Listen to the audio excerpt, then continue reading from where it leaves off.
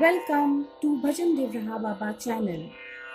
Today I am going to tell you about an ageless saint of legendary repute, or sometimes described as a fully God-realized master, Devraha Baba.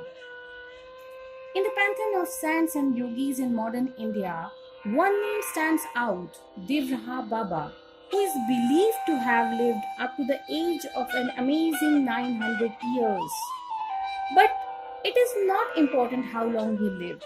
It is important what label of spirituality he achieved and what has contributed to the society. For somebody like me of post-independence generation, we grew up reading about the living legend named Devraha Baba. There used to be his black and white photographs, matted locks and all, in newspapers, in magazines, aloft a machan, blessing people by putting his foot on their heads. Eminent people who sought him out regularly included Mrs. Indira Gandhi and Rajiv Gandhi. He also touched the lives of visiting dignitaries from abroad. There are various claims of Baba's longevity starting from 150 years and above. The most credible account comes from none other than Dr. Rajendra Prasad, the first president of independent India. Dr. Prasad wrote in his autobiography that he could personally establish that Devraha Baba was at least 150 years old. At the age of 73, more than 50 years ago, Dr. Prasad wrote that his father had sat at the feet of Baba as a child. That is, in the middle of 19th century, and Devraha Baba was already elderly at that time.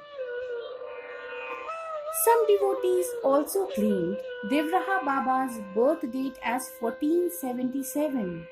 According to Devraha Baba, he wasn't born from a woman's womb but emerged from the water. He is described as the major attraction in Kumbh Mela. The appearance of Devraha Baba at Kumbh Mela, which takes place every 12 years, was recorded 12 times. The last time he was at Allahabad Kumbh Mela in 1989. The famous BBC correspondent Mark Tully has recorded his observations of Baba from that Kumbh Mela, which formed a chapter in Penguin Book of Indian Journeys. Tully was told that one reason for Baba's amazing longevity was that he was forever in Udyan Bandha, literally upward energy lock. It moves the energy up from the earth, water, fire centers into the heart and air chakra. When Tully asked, "What does the Baba eat?" the interlocutor replied, "Air.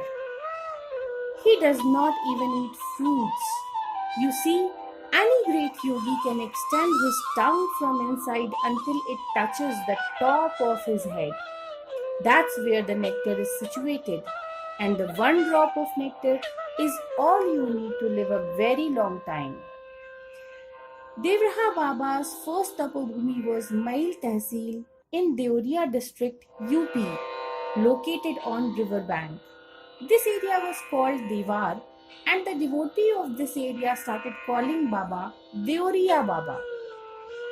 He left this place, Mail district, Deoria, located near Lal Road railway station, which is situated between Salimpur Junction and Varanasi Junction, after a long journey and showering his blessing on people of this area, and shifted to Vrindavan, Mathura, lived beside the Yamuna river in Mathura till Mahasamadhi.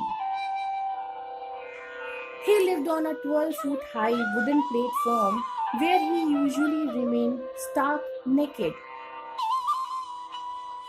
He wore no clothes. A barricade of wooden plank hid his naked body from his devotees. He was used to quote frequently from Ramcharitmanas and Gita in order to explain divine teachings in simple words to devotees. He could be in two places simultaneously, which is a siddhi described in Patanjali's Yoga Sutra. Devraha Baba gained mastery over the Khichdi state of yoga where he was able to control his hunger and the time of his death. He was able to stay underwater for 30 minutes at a time without resurfacing for air. He could also allegedly understand the language of animal, control wild animals, heal people by his look or word, and tell the future. He was Prema Swarupa, the embodiment and incarnation of true spiritual love. People of all castes and states came from every corner of India to worship him. Devraha Baba has predicted the time of his death 5 years in advance. When he took Mahasamadhi on June 19, 1990 on Yogini Ekadashi in Yamuna River, Vrindavan. When he relinquished his body, disciples were disconsolate. They were so accustomed to his comforting presence that they suddenly found themselves adrift. He lived in their hearts, no doubt, but they still needed to see him and talk to him. They should have remembered the Master's quiet assurance that the Siddha Yogi never dies. He is eternity, he is forevermore. Siddha Yogi does not die when the body dies. So true. Om Devrahai Digambarai Manchasanai Namo Namaha.